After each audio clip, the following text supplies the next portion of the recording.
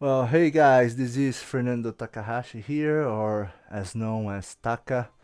Welcome to the assignment number 2. I will be showing to you how to work with Pro Tools with the basic functions. In Pro Tools, you have over here on the top left corner all the tools for trimming and grabbing and selecting. So let's take the trimmer tool, and you can see those little brackets, and you can trim your regions accordingly.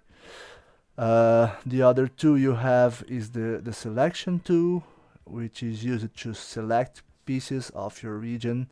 And then last, you have the grabber tool, which you select to move things around.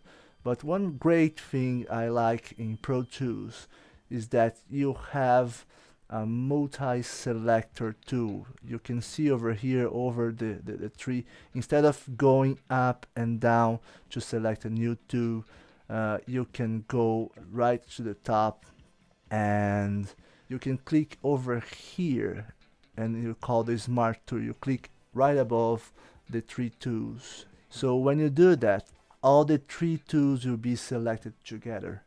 So basically, look at the cursor of my mouse as changes depending on the region, on the part of the region I am. So on the top of the region, it will automatically change to the selector tool. You can see the cursor. But when I move down in the region, it automatically changes to the grabber tool. And if I go to the edges of my region, it automatically goes to the trimmer tool. So it's very useful and a huge time saving when you are working with your project.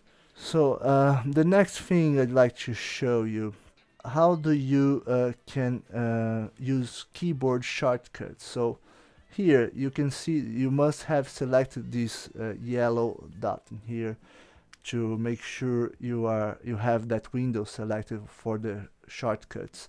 And then here I'm typing the T key to zoom in and the R key to zoom out.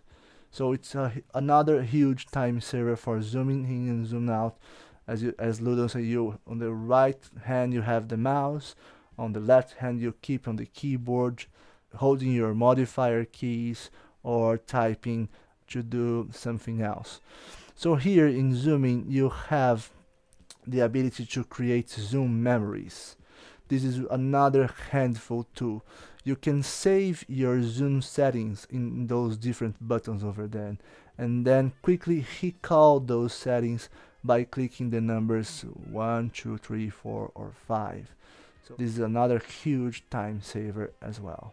Another interesting feature in Pro Tools that I think is the ability to create markers, but markers are not only positions. You can obviously use them for positions. So here I'm marking the beginning of my verse, and then I can add another marker to point the beginning of the chorus, for example.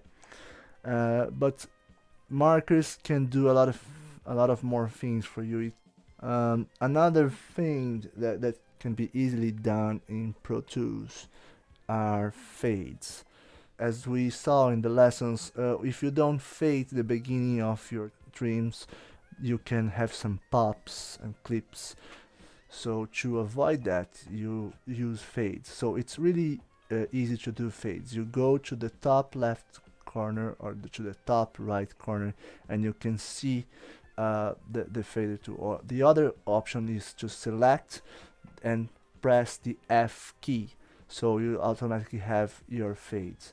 And if you select the modifier key Command and F, you have the fade menu, where you have more advanced fading features. And last is the color palette. I like color palettes in Pro Tools to organize my project. So to change the color of the regions, that's obvious use for that as well. But I usually go to my mixer window here, add some new tracks in here. I'm adding 5 new tracks, and let's add some auxiliary tracks, for example, and let's add the master fader. As you can see, Pro Tools is automatically putting different colors for those, and I used to do that on my audio tracks as well. Let's say I can select a different color for the drum section, a different color for the horn section, for example. And well, as you can see, it's really useful to organize your project. And thank you very much, guys, and I hope you are all enjoying these